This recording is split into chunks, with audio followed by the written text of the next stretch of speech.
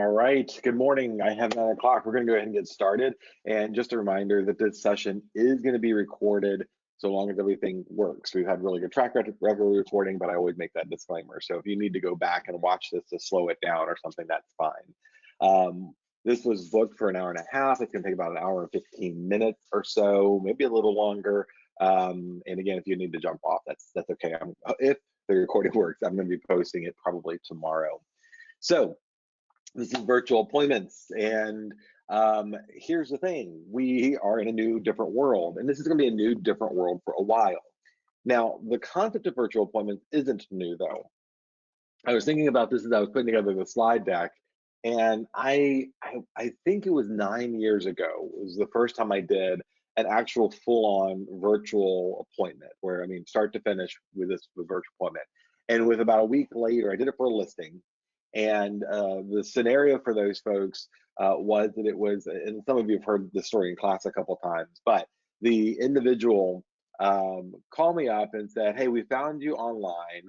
We are selling mom and dad's house, and I'm one of 6 siblings. And what we're doing is each living sibling is choosing their real estate agent to interview. We're all flying into the house to do the interview on such and such a day, 3 weeks from now. And basically, they're choosing their champion, so to speak.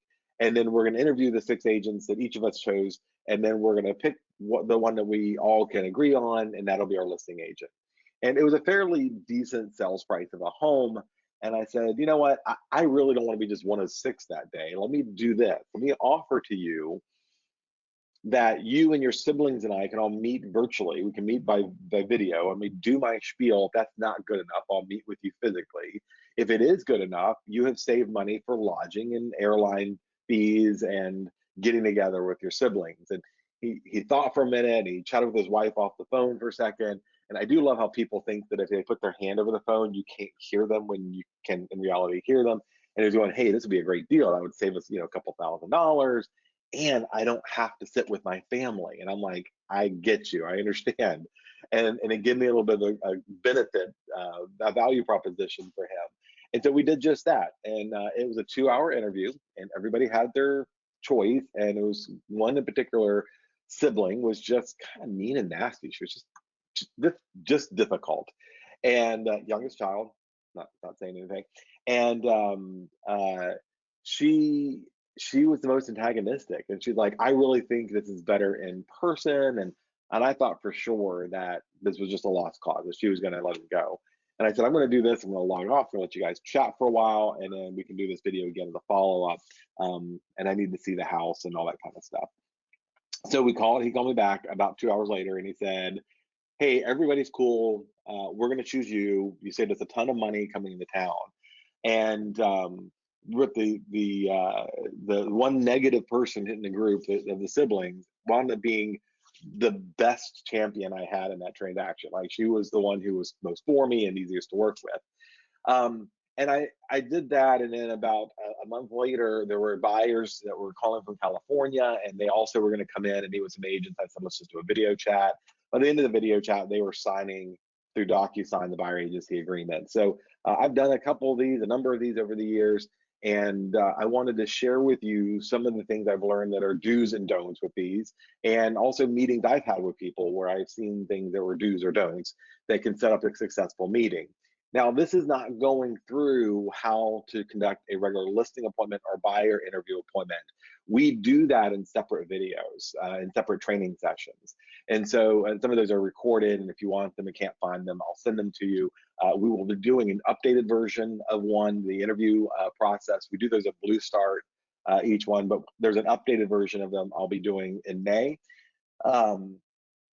So this is about the technical side of it and some tricks that you can put together to make this a better presentation. So with that said, I'm going to go ahead and move forward into this.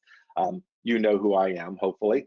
I do this session for other folks too. So let's talk about setting up the meeting. Now, we of course are talking about having a little bit of prep time. Now, the reason for doing this appointment, I don't think this is a short-term thing. I think you're going to have see this as a valuable way to meet with clients for a long time to come. But there are still going to be a pretty significant number of people who are going to go through some financial hardship over the next couple of years because of this COVID issue. And they're going to need to sell properties where they're not at home, or they're not here locally, that they're selling remotely, or they do have health issues, or they have grandma living with them, or they have somebody who is recovering from cancer in the house, and they don't really want strangers in the house if at all possible. So again, for buyer interviews, listing interviews, all the rest, these tools will work well beyond the COVID pandemic issue that we're going through right now. So setting up the meeting, there's a couple things that you need to work through as you're planning for how this meeting is going to work. And you need to choose one platform. The most popular one right now is Zoom. At the end of a few tidbits and tricks, I am going to do a quick overview of some things in Zoom that you may or may not know or use. By now, most of you are probably somewhat accustomed to Zoom. It's very, very popular. It's very popular because it's free. It's very popular because it's easy to use and has some quick features. If you're going to use this as a professional, it's a real estate agent who's doing interviews, my strong suggestion is you plunk down the $149 and pay for the year license. There are benefits and features in the paid version that you're going to need. Not to, the most important one is that the free version only gives you 40 minutes of meeting time. So most of your meetings are going to go longer than that, especially if you're dealing with consumers who may not be very tech savvy, and your first 10 to 15 minutes are getting them set up and hooked up and all the rest. So that's why I'm going to cover Zoom later, again, because it's popular and so ubiquitous. But there are other options, and some of these options actually have some really good points. Whereby is a very popular option. I'm a big fan of this. This is something that Angel Piontek turned me on to a couple years ago. It was called something else, and now it's moved to this.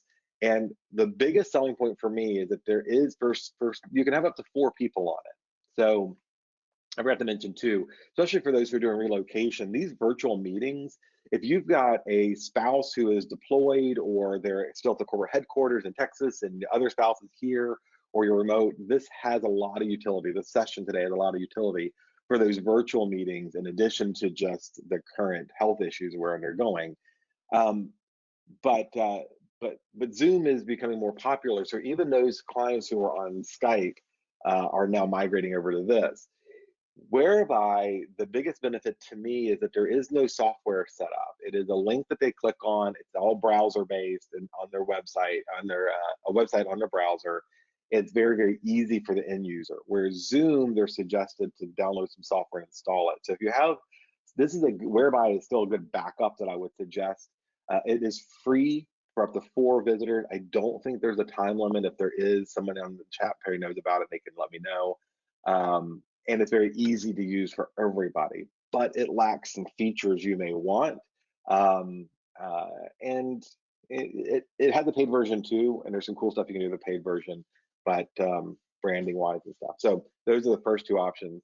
A free option is Duo Google. Again, it's got a few limitations, but it's pretty good. The one thing I will say I like Duo Google for is to put on your phone in case you're going and doing a preview of a home for a buyer without them, or all the rest. Oh, I didn't know Angel was on here. Angel says no time limit that we've encountered. So Whereby does not have a time limit that we know of for the free version, where Zoom free version is 40 minutes. Again, I think you should pay for the 150. All right, for the year. Duo Google is great for the mobile app, and I like it if your client is an Apple user and you're an Apple user, you can use FaceTime. But Duo Google works both on Android and Apple, so that there's no issue if you're on different type of phone systems, and it's pretty consistent.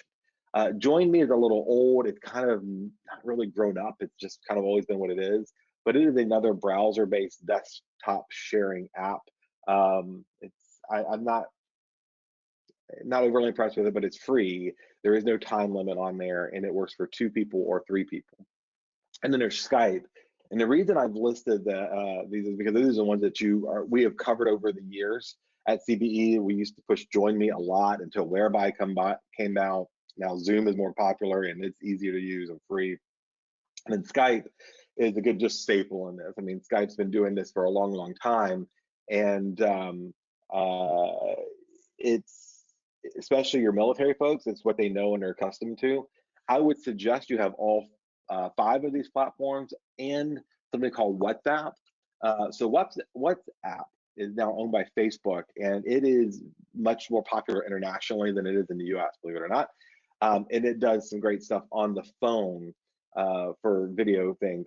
The desktop, I've only briefly seen it and wasn't overly impressed and moved on from it. But from your phone, what WhatsApp can do, video streaming and other things, it may be popular for, again, military folks or international clients. So you should have all of these just in case your client is more familiar with them.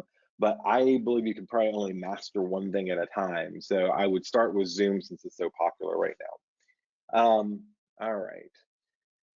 All right, so the pre-meeting emails, again, we have talked about these for years and years and years. You can find them in your documents library on Elite Scoop under marketing. There are a number of these pre-meeting emails that I've set up that you can save. And in this case, I've altered this one a little bit, and you can see it's the same pre-meeting email for sellers that we normally use, but I've added a section in here that says, since this meeting is going to be a virtual meeting, you'll want to make sure that your computer has a microphone and camera, and I will be using a platform called Zoom. You can set up a free account at zoom.us and set up your computer before a meeting. Now, I'm probably going to, I am going to eventually record a video for my buyers and sellers that I can send ahead. And so there'll be a link here that says, here's how you here's how you set up and install Zoom and make it very brief. Now, those videos already exist online. So you could go find one if you don't want to record it, send them. They're usually 2 minutes long or at the most 3. If anything longer than that, don't send it. But I like for my clients to hear my voice and walking them through a process first instead of using a third party. So if you've got time, I would go ahead and do that. And again, every email system has a different way of doing it. This is an app called Postbox for email, and this one I like a little bit better because it is designed to have that library. They call it responses, where I can just click on responses, go to seller pre-meeting. I name this one virtual, and then the email's there. And in other classes we've done, we've covered Exchange. So Exchange has templates in there, and so all this junk mail. So I'm going to go to new email and Exchange, go over here to templates that I've saved before, and then I'm just going to go choose whatever template it is. And there's going to be, again, and now with a virtual meeting, I am going to make sure that I have added a section about setting up their computer for the virtual meeting. I don't want the conflict, if you will, of a virtual meeting distracted. That's what I was looking for, not the conflict, the distraction of trying to get them to set up and then not know how to use a computer. If we've got a meeting in a couple of days, I'm going to first prepare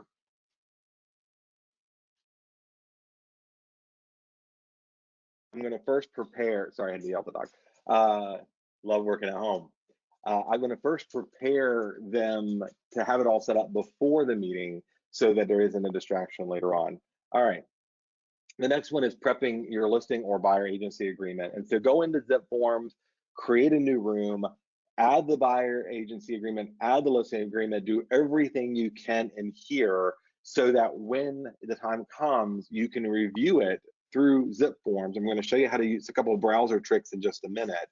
I'm going to have everything instilled out as much as I can so I can go through it in real time with the clients. Now, years ago, I talked about doing this for your second interview. So if I do my first listing interview or buyer interview, and then the second one's going to be digital like this. So again, another practical use of this for me has been we go do the first physical interview, walk around the house, see things, call back the next night and go, can we get online?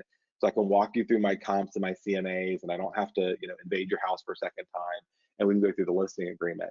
I like going through the listing agreement with them and filling in the blanks in real time as much as I need to, So if it's all pre-done with all the basic stuff in there, then when we get to talking to them, then we're just checking for their contact information and the commission number and sales price and all those types of things.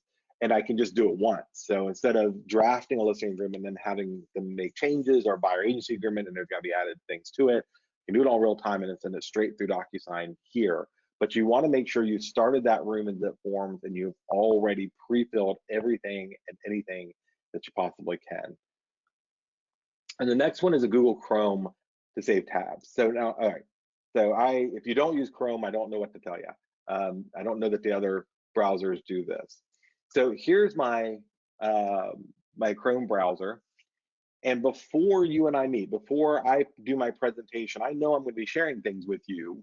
And one of the cool parts about a virtual tour is that it's easier than like in a listing appointment when I'm going to turn around and show you my laptop or my iPad to do my presentation. It's kind of, kind of a small screen and it's harder to interact with. And I don't know that totally, as some people do. When I can share my desktop, I'm much more comfortable and at home, so I can do those desktop-y kind of things. And so I'm going to go to Chrome. And what I did is before the meeting with the client, I created a new folder. In this case, it would be 123 Main Street. I just created this folder. In the folder, I've got whatever assets I want to review with them for my presentation. And I'm going to show you a few in a minute, but here's the really cool part. I can right click on that folder, go to open all, and then all my tabs will populate at the same time and load, so that whatever I've pre-prepared for the meeting, I don't have to go type it in and pull it up and do all these things. It's already there. So for example, I like in my listing appointment to show my prior work.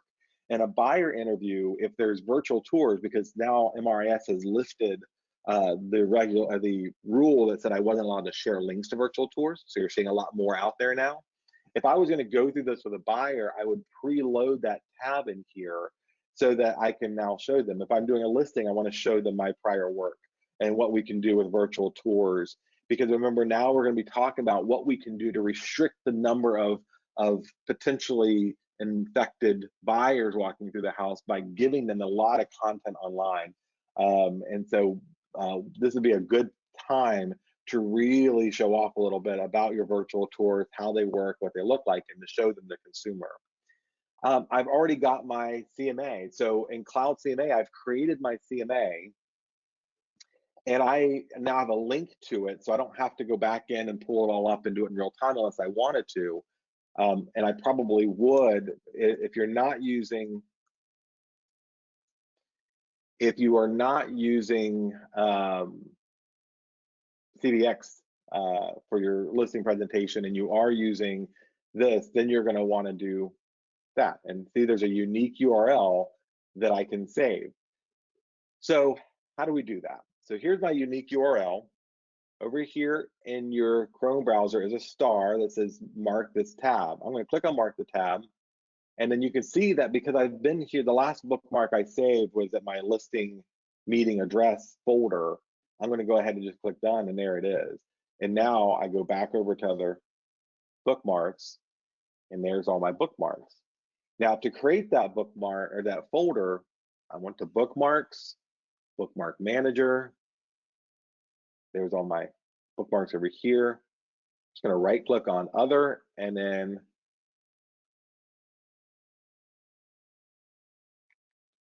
maybe I'm not.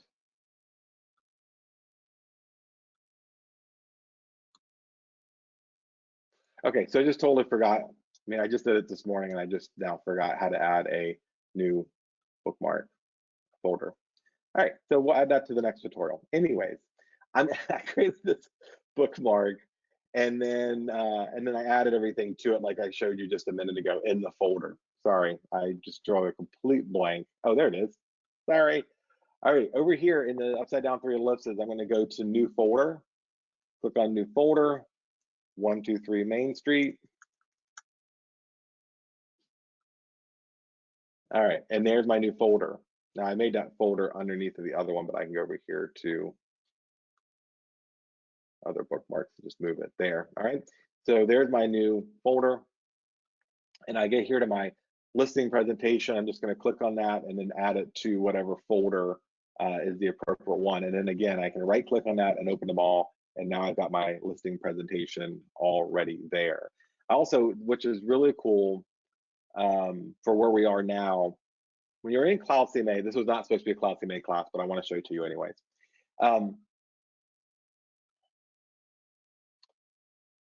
MRIS, or Bright rather, Bright MLS sent us this PDF, and I sent it out to you. I posted it on Facebook. It's in the COVID-19 resource on Elite Scoop, and it's your listing options in light of the coronavirus. And it's a nice, quick cheat sheet infograph type thing that actually not much of an infograph, but bear with me. That tells the seller what their options are. If you want to sell, if you want to pause it, if you don't want to sell anymore. And I just, for example, I'm going to take this. I'm going to go into Cloud CMA, go into custom pages, and you can see that I've already uploaded it. So I can upload whatever PDF I want to add to my listing presentation to the PDF version of that listing presentation right here. And this is one that I chose because this is germane to what we're doing now and it's important, and we can add it to that. And then you can see I have Zip Forms up as part of this group. I have the CBX listing experience as part of this group. All these were in that folder and ready so that before my meeting, I will open up whatever it is I need to go through as part of the meeting with my client. So I don't have to worry about opening up multiple tabs. Did I remember this? What's my password for that? There you go. It's all there. So I'm a big fan of the tabs, even to your own website where you want to go through all the vendors that you have available for them as a resource. Market report that I have, I pull from RPR that they can have, and all those links are going to be given to them later on. So all these things are linkable, and they all are live and active in your tabs by using that. So I'm a big fan of that tool. All right, let me take a break here and look at some of the emails. Poppy is demanding that I let Jet on the stream. He's keeping my feet warm right now, so you're not going to get to see him. Sorry, he's under the table. Document library in which location? So the email, pre-email set is in marketing and an Elite Scoop. If you go into Docs and under SharePoint, you're going to see all the documents. You look under the marketing folder, and you will see the emails there. Yep, mentioned WhatsApp. It does, yeah. WhatsApp does work on both Android and Apple, and everybody else I have answered. All right, cool. Poppy. All right. Where was I? So that's the Google Chrome Save Tabs system. The next one is prepping your listing and buyer presentation. And just like you would when you went into any other presentation, pulling Cloud CMA up and getting your buyer presentation ready or your listing presentation ready, buyer tour set up, whatever it is important. You don't want to do that in real time. You don't want to pull stuff over. If you are doing a real time, if you're going to do a buyer interview and they're like, we want to see these 4 houses, and you didn't know beforehand, you should spend a little bit of time being super uber proficient in Bright MLS with the send out to Cloud CMA so you can really wrap that up quickly. But otherwise, I would not, this is just me, I would not attempt to do anything on my computer that was not already prepped before the appointment. There's always a chance to send them that information later or get more data to them because you don't want technical difficulties. You don't want to look like you're tripping over what you're using.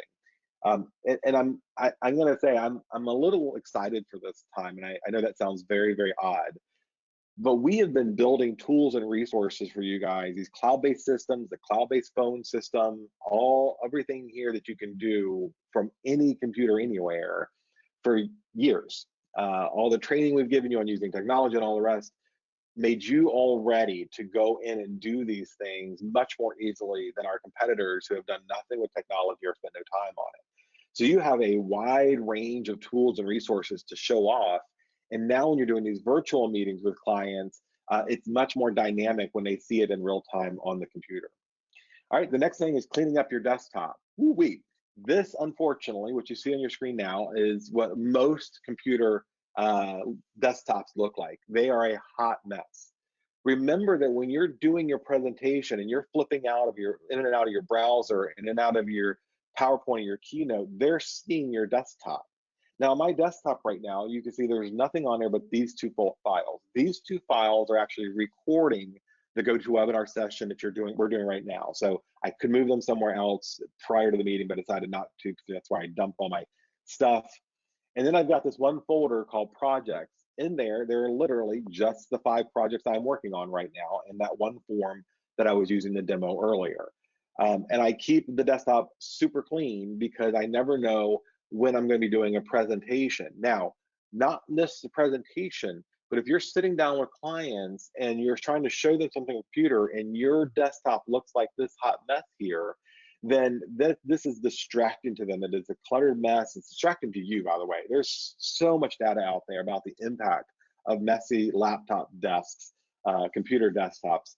It's a different class, but keep them clean. Don't let it look like that. It's distracting for your clients. And then you also don't know what files or folders you have out that they're trying to decipher from something else. Do remember that they may have the option, depending on what tool they use, to also record your interview and come back and they can, freeze frame your laptop desk and you got your files from so-and-so there, or your divorce papers on there, or pictures of your kids or something. It's a hot mess. So desktop apocalypse. Yeah, Poppy's, yeah, there's so many people who it look like that. All right, so keep it clean. So those are a couple of the pre-meeting things to focus on and concentrate. Now we want to talk about the actual meeting things. Just like any other appointment, your impression, the impression of you is going to be as much visual as it is substantive to your conversation with them. So we want to get this right. And there's a couple things that we see that commonly happen poorly when people are conducting interviews, when they're doing two-way chats or video, that can be distracting your clients and be less than professional. So first thing is make sure you have solid internet. You are not going to be able to do this on the shared data on your phone. It's not solid and it's not reliable. It's going to be hard for you to do if you are using satellite internet. So you need to make sure you have good, solid internet in the home. If you're getting ready to do this meeting and your kids are in the other room live streaming a video on their iPad while also simultaneously playing video games in a multiplayer setting, they are draining your internet. And so the first thing you want to do is call your internet service provider, get the fastest internet package you can for whatever your budget is.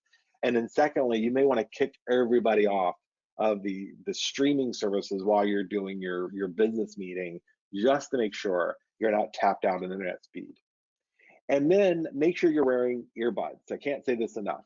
If you're attending a class where there may be interaction, if you're attending a meeting, if your clients are attending a meeting, always strongly suggest earbuds. Here's what happens. If they're just using the speaker on their computer, first, it's hard to hear, it's tingy. They're not made, the speakers are not made, even on Macs, to be quality sound unless you have like some major gaming system computer. And so the sound quality will be better here, they'll hear you better on your earbuds, but also what happens is while you're speaking through their computer, while the speaker in their computer is projecting sound, it is coming back through the microphone on their computer, causing feedback and noise distortion and a whole bunch of other messes. It is much better that you and they, if at all possible, are wearing earbuds. Now, if the partners are sharing a computer or sitting side by side, that may not be practical because they got one in each ear, like they're on a date as a 16-year-old listening to music.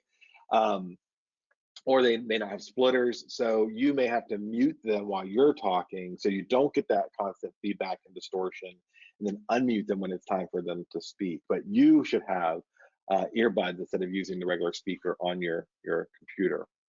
And also microphones are important. The microphones that are built into your computer are, even again for high-end computers, Mac has a fairly decent microphone, but it's still not great. It is much better to have either, again, earbuds with built-in microphones, like you see in the top left corner of the graphic, or you can go all in and get a really nice condensing mic, like the blue mic you see in front of you. That's about 250 bucks, so that would be a little pricey investment, unless you're a podcaster. And then there's the AirPods, the Bluetooth AirPods. Of course, I like the Apple AirPods very, very much. There's a lot of good features on them. Again, they're a little pricey. And I am using the Pro version that I just got. I like them a lot. But I don't like them enough to tell you that it's worth the other $130 over the standard AirPods. Whatever you look, there's a bunch of options out there. You can get much, much less expensive Bluetooth earbuds that aren't Apple that will do just fine for you. So do go online, go to Amazon, look at the reviews, check and see what people are saying about them. Um, but uh, but make sure that you get a set that are comfortable if you're going to be wearing them for an hour, hour and a half or so, and make sure that they have both the microphone and the hearing if you're doing Bluetooth. Otherwise, the corded ear things are just fine. I know some people feel weird wearing them because well, they're told that's rude, you're blocking other people. It's not. People are going to understand when you're doing these meetings virtually. I ordered a microphone. Let's see what Latana said. I ordered a microphone and the wires did not work on my laptop. I don't know. You have to tell me what type of microphone you ordered. Send me a picture of it, and I will tell you how you might be able to get it to work on your laptop. I'm assuming it's not Bluetooth if you have wires to it. So, okay. So, microphone sound's gonna be important. Your angle of your face is gonna be important. This is what happens to a lot of people who are doing these is they have their laptop open and they have the camera is built in the top of the laptop and they've got the screen tilted back like you normally would when you're typing and looking down a laptop. And so this is what people see is they're seeing up your nose. You're looking down on them. It seems snotty. None of us are real thrilled with that. None of us really want to look at that for an hour, hour and a half meeting. So you want to instead have your camera looking straight on at eye level, okay? So you'll notice here, you see my camera is on top of this monitor and you see this cone here. This is what you wanna see is at eye level because you wanna be looking at that camera as if it was them a lot. If it's too high, you're looking up and that seems like you're a short person looking up at a NBA basketball player of some sort or Jay. And if you're looking down, it looks like you're looking down on them and they feel smaller. You want it to be at eye level so you're looking in their monitor, it's looking at you straight on and in your face. So checking over here in the comments. Yeah, so you want the camera at eye level with you at all times, not looking down on it. Check your lighting. This actually turned out better than I wanted it to, but I just worked with what I had. I couldn't get it dark enough when I was trying and I ran out of time. So this is backlighting. So in other words, you can see the window behind me is all lit up, it's bright, it's nice outside, and it's putting a shadow on my face and making me look all shadowy. I've got a couple of screenshots of some of my coworkers where they're leaned back sitting in like an armchair and it's just dark over top of them and it looks like one of those like news segments where they're interviewing the person who's dropping a dime on their business who's putting toxic waste into people's backyards, and it's awkward and it looks shady. And remember, this is still presentation for consumers where we're trying to make sure that they like us and love us and find loyalty in us. And shady and being dark and shadowed has a psychological impact on people who are watching. So you want good lighting to come down on you. I thought I had a better lighting. I do. You also want to keep it simple and no playing yet. So we're going to talk about Zoom in just a couple minutes. And on Zoom, you can do virtual backgrounds where you can take any graphic you want to upload and put it in behind you. And it's fun.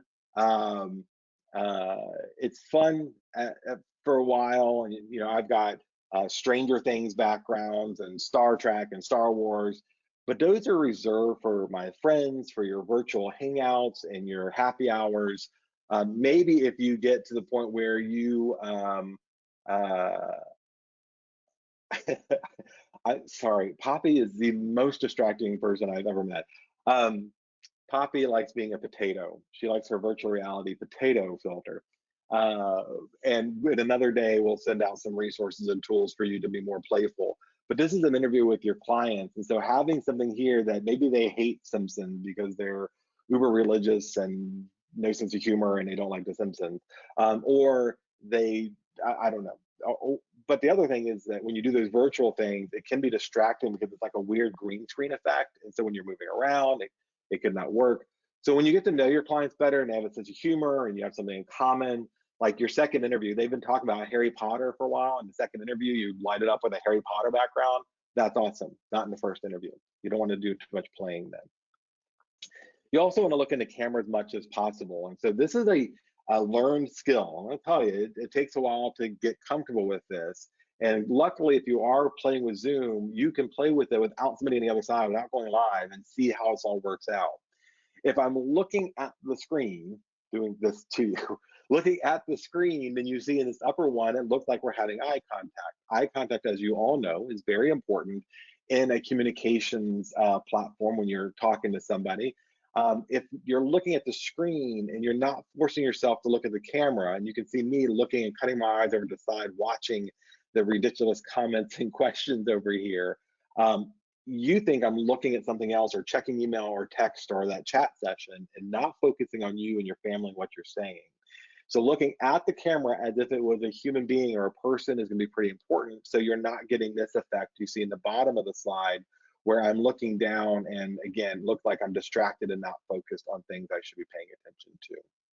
Next is lighting, and lighting is pretty important. A couple of things about lighting. You can go to Amazon right now and for 20, 30 bucks find a nice little light system. This little number here, this little light, LED light system, runs about 40. It's probably as high end as anybody on this call is going to need to go. It sits on a tripod like a camera, and you can post it over top of your monitor to give you a nice lighting, and you can control it by softening or making it more bright. And I'll share links with some of these gadgets later on. But really, you don't even need all that. You can just get a regular old desk lamp that's got a good white LED, not yellow, white LED light in it, and just put that lamp over top. That's what you see in the top of the right-hand side. The left-hand side is a clamp light. And a lot of people, like right now, everybody is teaching classes. People who could never have gotten hired as a real estate instructor are now doing all these free classes about their little hacks and tricks, and a lot of them are kind of garbage. This is one. In the top left-hand corner, you see there's a clamp light that you can get at Lowe's for 15 bucks. And a lot of people are suggesting that that's what you go and get. Here's the problem. That clamp at the bottom is super strong. And if you clamp that in the top of your laptop or your monitor or something, you're going to screw up and ruin your screen or your monitor. It's way too tight. If you look down at the bottom, there are light, really light, not very strong clamps that are made specifically for what we're doing now, having meetings and lighting. Lighting is going to be pretty important. So you want a nice blend of lighting. You don't want like half your face like your Joker or like your Two-Face from Batman, light shining on one side and not the other. So look around. Again, reviews on Amazon are very helpful. 15, 20 bucks will get you a decent, they call them makeup lights or web streaming lights, whatever they're called. You can find them on Amazon. Again, I'll send out a link of resources and some of the stuff we suggest later on. All right, log in early, test often, turn off notifications. So like for those of you who logged in today or logged into any of the webinars we've done, you know that I'm usually here 15 to 20 minutes before our session to make sure that my technical stuff is working, that I'm satisfied, so I feel comfortable because standing up, I feel comfortable with the setup that I have, everything's functioning, I can get a cup of coffee and relax because I know the technical part is over. A lot of people with this setup have issues with the technical part. And then test. Again, you'll notice every time we do a webinar, usually at 10 minutes, 5 minutes, and 1 minute till, can you hear me? Can you see me? Raise a hand. Are we communicating well? With your clients, you're not going to want to, if they join early, be prepared to keep rolling. Don't say, oh, you're 15 minutes early. I'll be right back. That doesn't work. You're going to have to start when they start if they get on early. So be ready. And then lastly, turn off notifications. I don't know how to do this on the Chrome or the PC. I do know it can be done. But on a Mac, if you click over here in the menu bar in the right-hand column, this will be hidden here. Under notifications, you'll see today all of your notifications. If you push up, you'll see do not disturb. What you want to prevent from happening is when emails and text messages and all these little windows pop up, you don't want that distracting. So if you've got a fairly active text thread with your family or your partner or whomever, you don't want that stuff coming up in the middle of your presentation meeting with your clients. So turn off notifications. If you're on a Chromebook, if you're on a PC, spend 2 seconds, Google how do I turn off notifications. There'll be plenty of people to show you how to do that. For Mac, it's super easy. Just hit the menu in the top corner.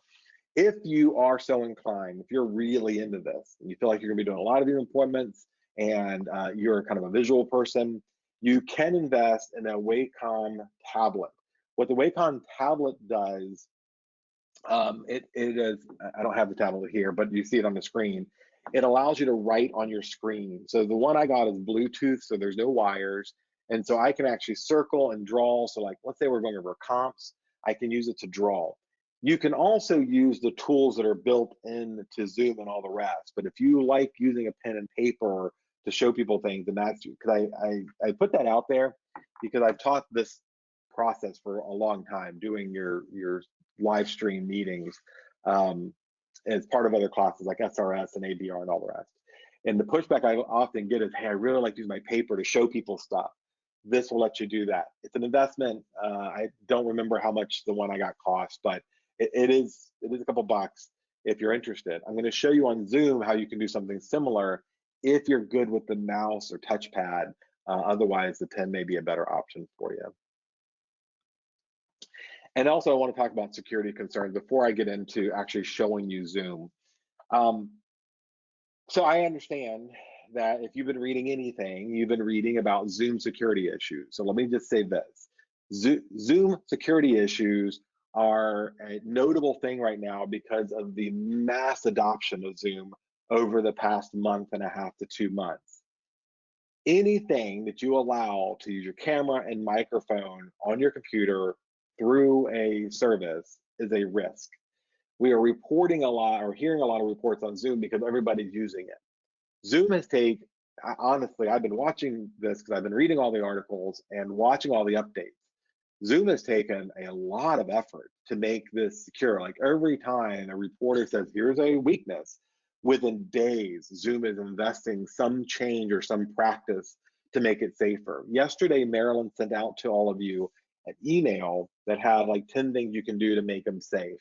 I feel they're as secure as they can be. Just understand, like, the question, if you read the article, they're like, well, strangers are just jumping into my meetings. They're using URL generators because when Zoom sends out an invite, they use a random series of numbers and letters. And so anybody can create a generator if they're so inclined, they're good at hacking, and just randomly see what's live out there. But now Zoom has put a lot of barriers to making those things happen, and the ability for you to kick people off if a stranger logs in, which is highly unlikely to happen. So as always, there's anything you do online is going to be somewhat of a concern, but I don't think Zoom is any more. It's just so ubiquitous now. The hackers are spending more time investing in it to screw with people, and to date, it is what it is. So let's go ahead and take a look at Zoom, and let me see if there's any questions about what we've talked about so far.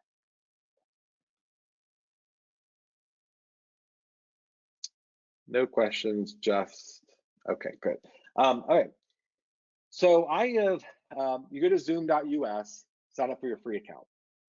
If you're going to be doing more than 1 or 2 of these appointments, I would strongly suggest that you're not eating out. So take the eating out money that you were using and invest it in Zoom as a business thing. It's a tax write-off, you'll be fine. So take whatever money you're not using other places, but I would again suggest that you invest 150 bucks in the paid version so it's more professional, give you a few more features. But the free version, so long as you're doing quick meetings under 40 minutes, is probably going to be just fine for you. So you can go to zoom.us and start it, or you can download the Zoom app, which is what I did. And I know there is one for Windows. I'm assuming there's something similar, or at least a app for Chrome. When you get here, what everybody loves about Zoom is it is straightforward and simple. Like, we're using GoToWebinar for our webinars.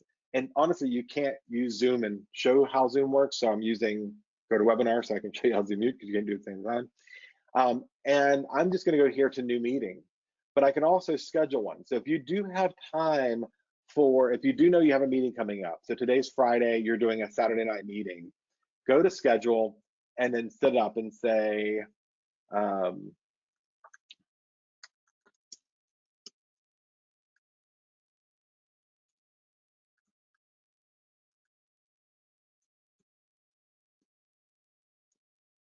okay, so something that looks good because you're gonna be sending this to your clients, and you're gonna set this up for tomorrow, and you're gonna set it up for not 4:30 a.m. That's absurd. And then it's gonna end at whatever time, right? And so you can create a personal meeting ID. You have a unique ID number, or you can just create a generic one. I like the generic one. You can require a meeting password. So if you are worried about security features, this is where you would do that. And you can create the password, whatever you think, what they'll remember. So if I was going to do this, and let's say I was meeting with clients and they lived at 4024 Main Street, I would put 4024 as the password, whatever the street address was for them, and say, just for security reasons, I'm going to require a PIN or a password in this meeting so that nobody else can bug us or jump in there. And here's where your PIN number is. And then you can put the video can be on for the participants, on for you. Audio can be whatever they choose, leaving that there. And then it'll send a calendar invite when it's done setting up, or Outlook or other. Google Calendars are probably the most popular, so that's what I would personally stick with. And then you can enable a waiting room. And what waiting room does is that when someone logs in, even with a PIN, they are not allowed to go to the active meeting until you have said okay. This is a great feature in Zoom, so that if Poppy is my client and she has a habit of being early for everything, to answer your question, can I go full screen? No, it actually doesn't, it does not expand in this menu item here, sorry. But I will go full screen when we get to the video part. So anyway, so enabling waiting room, what it'll do is it'll hold, let's say Poppy's my client, it'll hold her in a waiting room, not seeing the live session until she logs in, and then I can go, okay, I'm gonna make her live from the waiting room. And then can they join before the host? The rest of these settings aren't probably necessary, but you can play with them if you want to. Be careful with how restrictive you are, because that can be a frustration for buyers or sellers if they are not necessarily tech savvy. You want to keep it as simple as you can. Most of them will appreciate the password though. And then when I hit schedule, it's going to pop up and ask me to log into my account.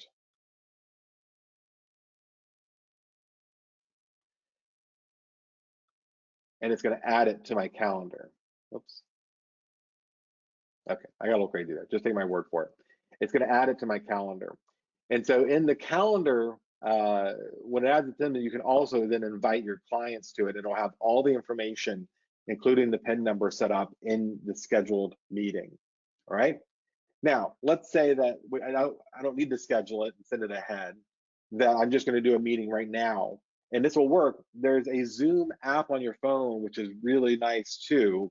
And this can be something you use if the clients are like, hey, we don't want to go in, or the seller says, hey, we don't want your buyers in, but you can come in and you can live stream. You can also use the app on your Zoom phone and do the same thing we're doing now. We're just going to go to a new meeting. So up here, you can see I can chat with people before the meeting. I can see what meetings I have scheduled coming up, and then go back home. So let's say that they logged in. It's going to look the same from here. All right. So when they log in, it's going to ask you to join with your computer audio. Your computer audio will be whatever Bluetooth device or plugged into the port, earbuds and microphone system you have. You can also call in, or they can call in. So just a pro tip here, if they have, sorry.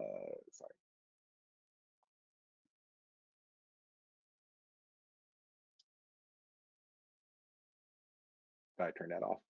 So what you're seeing now is a side angle. This is the camera from my laptop that you're seeing on Zoom right now, because I can't run the camera that I'm using for GoToWebinar on the same camera. So that's why you're seeing two different angles of me.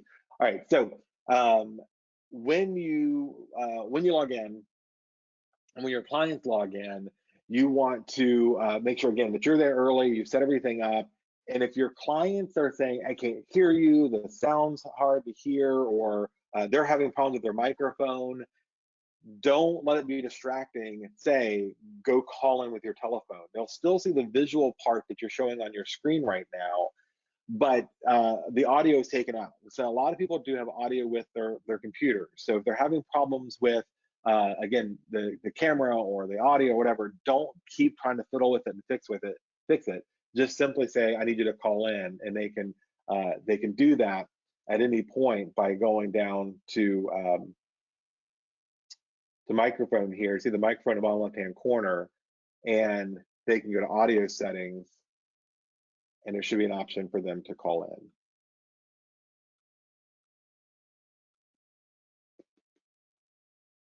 There should be. I'm not sure why it's not popping up. You know, I forgot to give the little disclosure at the beginning. Whenever you're doing a technology class, especially when you're showing 2 simultaneous live streaming services, there's going to be some glitches, but that's the least one that we've had so far, so I'm happy with it. So again, when you are on the Zoom system, if you're having audio problems, let's start over, just use the phone option and call on your cell phone instead of fighting with what things are not working. It's most important that they can see the video and that they can see the desktop. Now, let me be clear. I know some of you are like, I don't like video. I don't want to be seen on video. I got to do my hair and makeup, and I haven't colored my hair in a month, and I haven't got a haircut. Look at this. This is a hot mess of just gel right now to keep it from looking crazy. And it doesn't matter. If you want to build rapport, if you want to connect with people, because they also have been able to get out and get professional haircuts, and I don't know what else they do. Everybody's in the same boat with you right now. If you want to build rapport, you need to have contact, eye contact, look into the camera. They need to see you, your hand motions, and your engagement. Those are going to be important things for you to build rapport with them when you're using this system. All right, so look down here at the bottom. You got the microphone. You can mute or unmute. You've got the stop video if there is a problem with video. And when you do stop the video, whatever picture you've uploaded in your profile comes up. And then you've got these little up menus, and the up menus let you change between what microphones you're using. Or you can just leave the computer audio. That was what I was looking for. If you choose leave computer audio, what comes up is the next option is a phone call, and you just tell them to call in one of those numbers, enter this as the meeting ID, and then they will be able to log in with their phone instead of the computer thing. So sorry, that's what I was looking for. I don't use that a whole lot. Come back to computer audio, join computer audio. So again, if there is a problem with their audio, their microphone on there, go to this up arrow and click on leave computer audio. All right, and then the other part is cameras. So if you are like I am, where I've got one camera, the really nice web camera is on my big screen here, and then I've got the laptop monitor here. You can choose between those cameras in this area. The next step is the virtual backgrounds. I mentioned this earlier. This is fun to play with, but it may be distracting for your folks. So if I'm going to use this, I can upload my own pictures, and there's always somebody who says, you know, where do I get them? Go to Google Images, search what you want. So I searched for Star Trek, and here I am in the bridge of the Enterprise for the Next Generation. Here we go with Everything is Fine from The Good Place. I did this one the other day, which is all these candles and things. I'm going to move out of the way so you can see it. All those candles and things. Of course, that's Hogwarts. I was doing a meeting, and a very sweet older lady is like, "Oh, you're in a church." Nope, not the same. So you can have fun with this, but you look at it, it's distracting. And look at in my glasses on this side, you can still see the wall color behind me. It's floating around. My head is disappearing into Darth Vader. It's super, super weird. And my shirt makes me look like I'm, you know, some 1960s poet or something. Anyway, so these can be distracting for them. It's fun later on when you've got something in common. It's not something you need to deal with right now. Over here, we're going to go to security features, and in security features, there is lock meeting. So lock meeting is to say everyone who is supposed to be in this meeting is in this meeting. So I'm going to lock it and no one else can join. That is not a bad option, and maybe something you want to do as a routine basis. And then allow participants to either share their screen or chat or rename themselves. Those things don't really matter. I'm not showing you every single setting on here because of time and because most of the stuff is perfectly fine with the preset standards that are involved there. All right. Participants, you only want to see your participants, and you can mute them here. So if they do have background noise, their dog is barking, their kids are running crazy all over the house, you can hit mute here and it'll mute their microphone. Just be sure that when it's their time to talk, you go back and unmute them so that they can actually speak. And let them know that you're doing that thing. Hey, there's some background noise, or I'm getting some feedback to alienate that. I'm going to mute you for a minute and then go from there. All right. And then the chat section, again, you're not going to do a lot of chat with them because you're talking with them in real time. I'm going to come back to the share. Recording, look, be careful with this. If you're recording, I think is only available for the paid version anyways. If you're recording with the meeting, tell them you're recording the meeting, because you don't want them to feel, it's going to come up with a little icon if they look at it later. You don't want to feel like you're documenting something or intruding on them, or maybe they aren't comfortable with it. I would ask them, are you okay if I record this meeting? I don't know that you have any need to record it. And let me just say this from a liability standpoint. I don't like recording meetings with clients because I don't want anything I say or I may misspoke to work against me later on if it's being recorded. So I may not do that. Reactions are, I can applaud or I can thumbs up. Those are the two options. And then over here more, this is only available for the paid version, but let me just take a minute to tell you why I like this for you. All of you of agents should have a paid Facebook account. Not page, whew, wow. A business Facebook page. And if you have a business Facebook page and you have the paid Zoom version, you can go live on either YouTube or Facebook and do a live session. So if I had a crowd right now and I was looking for listings, I would put out and say, okay, on Saturday afternoon at 3 o'clock or Friday afternoon at 3 o'clock, I'm going to do a Facebook live session in which I talk to sellers about how we keep you as safe as possible with buyers still seeing your home, or how we promote your home virtually so buyers don't have to enter the home until whatever session, whatever live stream session you want to do, you can do it through Zoom to your Facebook Live account. And the benefit of that is Facebook Live doesn't easily let you do screen shares or recording or some of the other interactions you can use Zoom for as a platform, but you can stream from here to there so that you can speak to your sphere, your tribe, about how to, whatever it is, how to buy a home sight unseen, whatever lecture you want to do, you can now do for your clients to try to get their information and build an audience. All right, so those are some of those quick features. And then the last one is sharing your screen. So I'm going to go back here to sharing my screen. I'm going to go to, well, let me just stop here. You can see there's a couple options here. And one of those options I like very much, let's see if it works, is that I can share my iPad or iPhone on the screen. So if I want to show the clients what my app looks like, how to use a mobile app or any of the apps I've downloaded, my HomeSnap, I'm sending them my HomeSnap app for them to use, I can go to share the screen.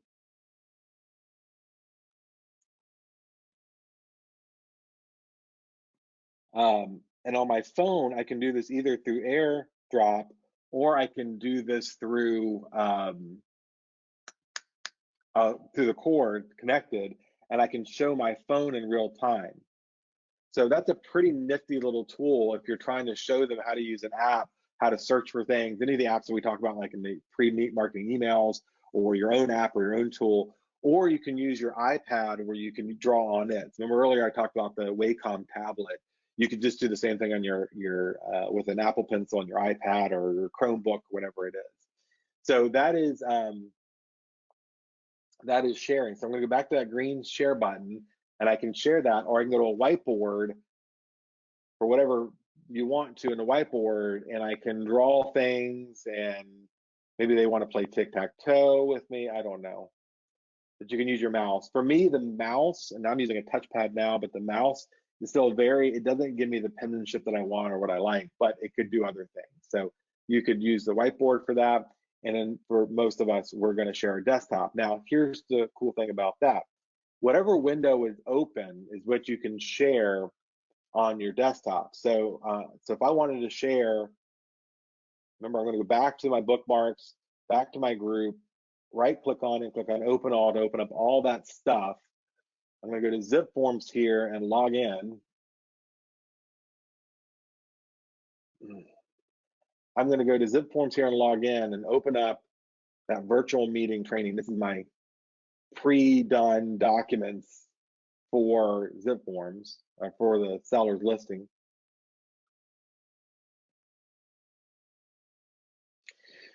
All right, and then I'm going to go back to Zoom. I'm going to go to share, and you'll notice that one of the options now that I have an active window open on Chrome is I can click on that, and the only thing they're going to see when I hit share is just going to be the Chrome. They don't see my desktop, the messiness, the other files, the notices or notifications coming up. They're focused only on this, where I can add these things here, right? And so so now they've got the full screen effect on them is just their attention here, and then I can stop sharing there and go from there. So again, the share screen is it's got a lot of little benefits. If you got two monitors like I do, you could choose which one you're sharing, one or the other. So if you have a messy one and you have a clean monitor, you just share the clean monitor. So that is really the down and dirty of Zoom. Now, Zoom does have some preferences here that we want to look at very quickly because I have just a couple minutes, and then you can start. I'm wrapping up, so if you have some questions, feel free to add them to the section here.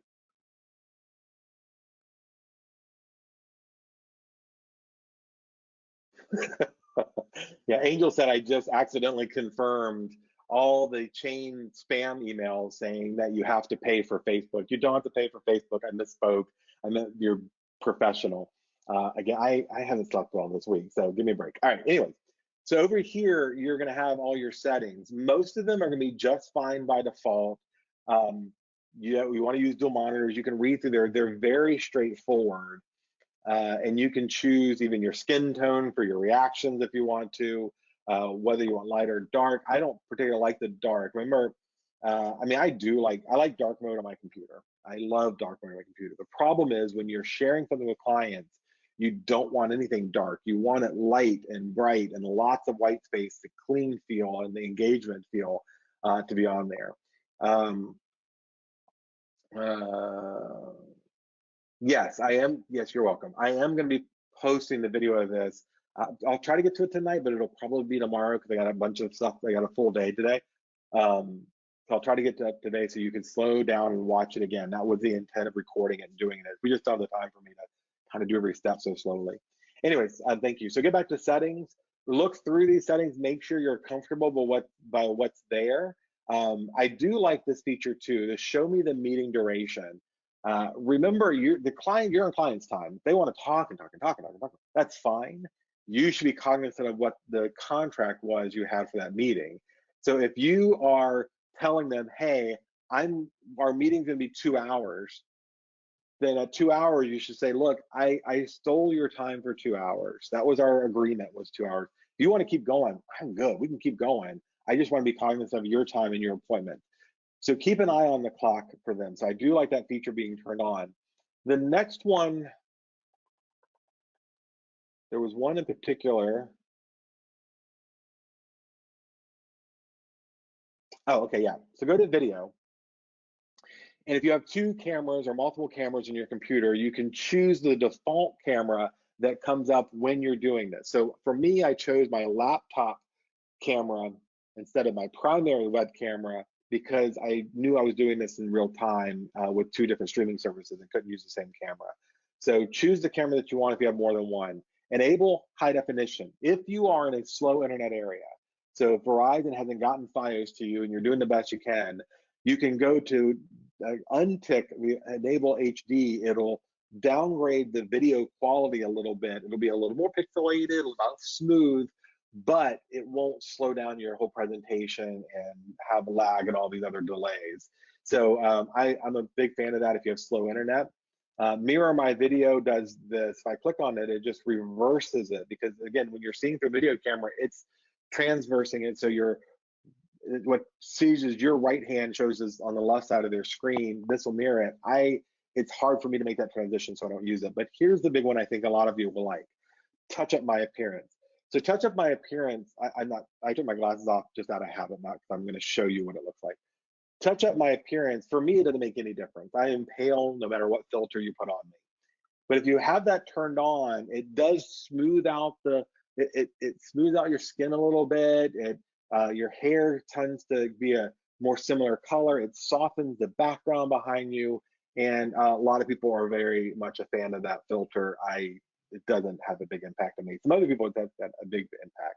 So if you want to smooth out touch up your appearance, you can click that one. The rest of these settings, you'll keep it default.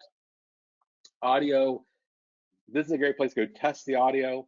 One thing I will just recommend to you, especially if you're using Bluetooth earbuds like I am, that microphone is right here at your jawline. You do not want this microphone output level all the way up, because then it gets distorted when it starts getting in the high area. When it's going like this and you see it red up here at the top, it becomes distorted. If you see it orange or red on the left-hand side of that, it means you're not speaking loudly enough. You're not projecting enough for the microphone. So you want a pretty solid tone of green, but not all the way up, so you're not blaring or coming across distorted in their speakers. And then you can test your own speakers and choose which ones you want. Share screen, everything else is pretty much by default. These are just some of your preferences you can go through. Virtual backgrounds is where you can upload different backgrounds if you want. Recording, profile, statistics, feedback, keyboard. Everything else I think is pretty much straightforward and is your personal preference. It's not going to be any like real security issues. Oh, there is one security issue right here. Under general, stop my video and audio when my display is off or the screensaver begins. Okay, so let me explain what that is and why you probably want that ticked. I don't, because I'm doing a lot of demos right now. That's why mine is unchecked. When I get done doing all the demos, I am going to check it. And what that means is, if we get done right now with our presentation and I walk off and I forget to turn off my microphone or turn off my camera, then when my computer goes to sleep, when that screensaver comes on or the displays go to sleep, which are settings in your whether you're a PC or a Mac, settings in your preferences, it'll automatically terminate the Zoom session. So in other words, when your computer goes to sleep, when the screensaver comes on, the camera and microphone will go off. So if you accidentally left them on, this will take care of that, so you don't have to worry about it, and it lessens your security issues if you happen to forget it. So again, there's no problem doing that. There's no penalty to do that unless you have your screensaver on like for 5 minutes and you've walked away and you come back and now it's shut down because your screensaver was on, but that's up to you. So anyway, that's a good security feature. So I am running up against time right now, and I want to thank you for the time you've given me, but I am done with my part, but I've got a couple minutes to answer questions. If you want to go into the question or chat section and list them there, I will be happy to answer as many as I am capable.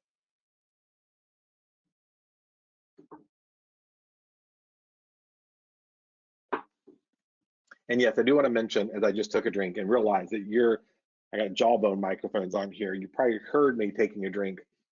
Don't eat or drink during your meetings with your clients, even like bottled water, the crinkly sound of the bottle, a bottle of water, or the drinking it and gulping it down can be distracting. So I had to, because I'm just completely parched, but anyways. All right, I don't see any questions. Thank you guys so much for joining me for this. I hope you have a lot of successful virtual meetings and appointments. Please do what you can to limit your contact with folks for a while. I know that certain politicians are trying as they can against all scientific evidence to get us all back together as groups, or at least get us kick-started. We do need to get back up and running into a norm as soon as we can, as soon as it's healthy to do so. but understand that the projected peak for this disaster to land in Virginia is still 2 to 3 weeks away. So we haven't seen nearly what we're going to see according to CDC and medical professionals. So you've got at least a few more weeks where this is a better option, and taking advantage of it now by meeting with clients remotely and getting them prepped to put the house on the market when the market is optimum for them is great. You can engage through just consulting and all the other stuff through this service. But even after we get back to some level of normalcy, there's still going to be illness and threats. We don't have a vaccine. It's going to be, for a while, it's going to be very tricky to meet with people physically. And even if you do, you got to stay 6 feet away and smaller groups. This is going to be a much better option for the next 1 to 2 years.